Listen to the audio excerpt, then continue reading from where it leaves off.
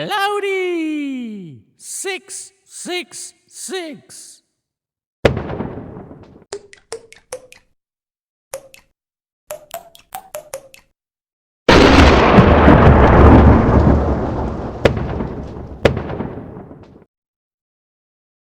Für genauere Informationen zum Video oder der Geschichte von Cloudy 666 lesen Sie bitte die Videobeschreibung, die Packungsbeilage oder fragen bei Ihrem Schwarzmetaller des Vertrauens nach weiterer Auskunft.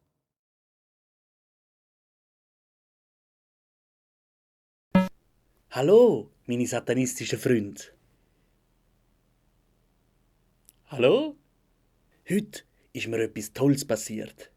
Nach der Schule bin ich mit der Melita in der Stadt. Wir haben uns eben noch ein neues Bravo kaufen, weil dort eben ein Him-Special drin ist.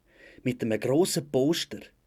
Im Kiosk, wo wir das Heftchen immer kaufen, habe ich dann plötzlich den Satanist gesehen, der ein berühmter Sänger ist und wo mich entjungfert hat und wo mich heiraten will. Er ist vor uns gestanden und wollte Tabak kaufen. Und als er sich umgedreht hat, bin ich ganz rot im Gesicht geworden und habe Heil Satan zu ihm gesagt. Er hat gelacht und gemeint, dass ich doch das kleine, trendy Black Metal Girlie bin, mit der er Sex auf dem WC hat. Ich habe gesagt, dass ich ihn liebe.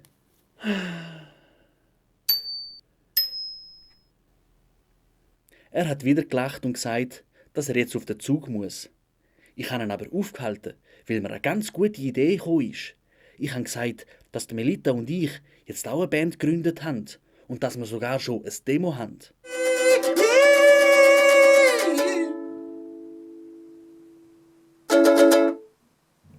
Und dass wir jemanden brauchen, der das verkauft und uns berühmt macht.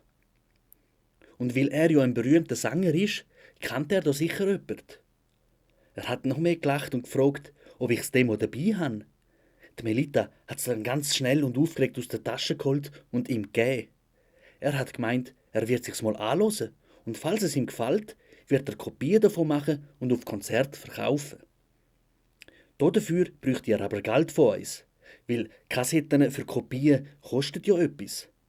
Aber das Geld würden wir dann doppelt und dreifach wieder verdienen, wenn alles verkauft ist.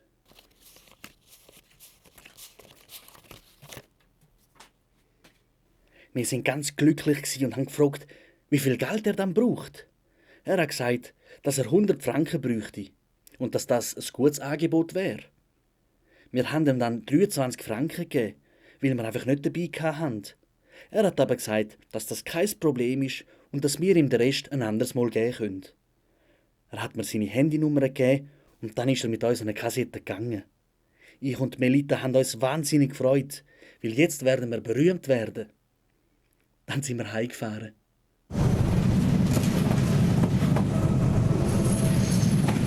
Daheim bin ich dann ganz allein, weil der Papi und die Mami noch am Arbeiten waren. Ich habe Fernsehen geschaut und das Himposter zusammengebastelt und haben es dann wieder die Tür aufgehängt.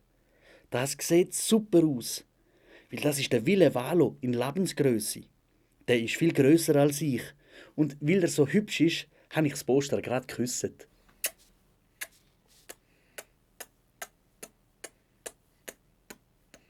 Ich wäre gern seine Freundin, aber leider wohnt er so weit weg. Vielleicht werden wir mit unserer Band auch mal so berühmt wie der Him.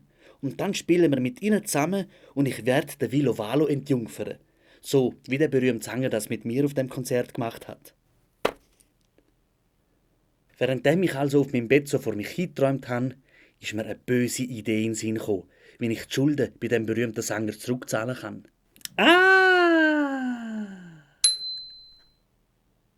Ich bin ins Kinderzimmer von meinem grossen Bruder gegangen, wo ganz viele CDs hat. Der hat aber nur so blöde CDs und die Mami sagt oft, er sei auch ein Satanist und sie würde ihm das gern verbieten. Weil er aber schon 18 ist, kann man ihm nichts mehr verbieten.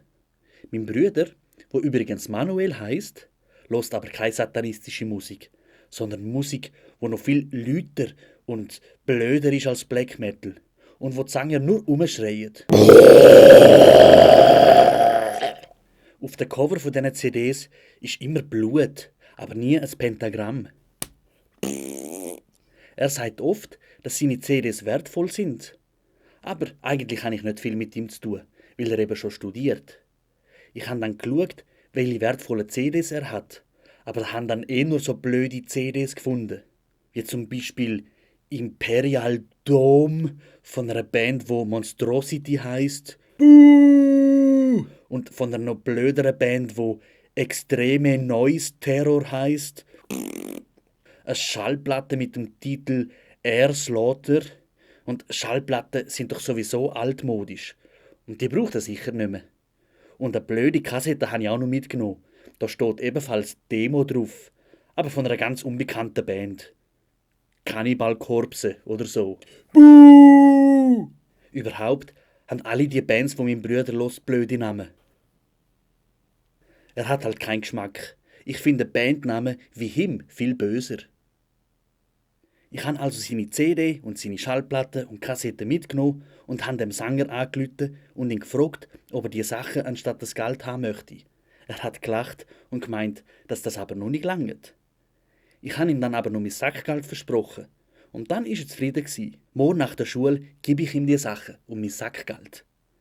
Am Abend sind meine Eltern heimgekommen und haben sich gefreut. Ich habe sich dann gefragt, wieso sie sich freuen. Und sie haben gesagt, dass mein Bruder am Wochenende heimkommt.